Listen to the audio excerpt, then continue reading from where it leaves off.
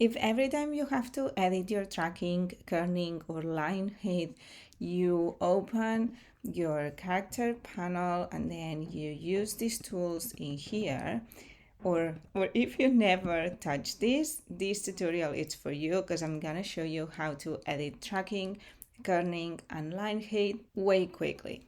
If you're new here, I'm Claudia Orengo from heartmade.es, and I'm very happy to welcome you to another Tuesday tip tutorial in which I will show you how to become a faster and smarter graphic designer. So as I said, today I'm going to show you how to edit kerning, tracking, and line height without having to come into the character panel. So let's start over. Let's add 0 here to show you how we can do this. To edit tracking, which is separating the whole space in between letters proportionally, so adding the same space in between each one of the letters, you can come into your text, click 3 times so it selects everything, and then in your keyboard, click your Option key and then the arrows to the left or to the right. So if I add to the right, it will increase. You see this number here, it's increasing every 20.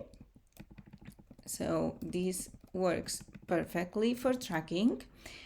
Then if we want to edit the line height, since we are here, you also want to have everything selected, and then instead of pressing Option and the arrows to the left and to the right, you click Option and the arrows to the top and to the bottom. So if I click to the top, it will become closer. If I click to the bottom, they will separate more.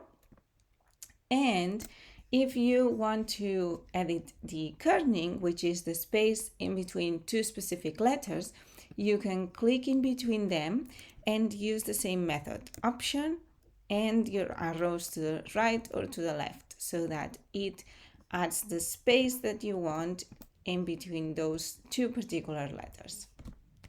I hope you find this useful, and as always, please let me know through the comments if you learned something new, if you are planning to start using these, and I'll see you next week in another Tuesday tip tutorial. Bye!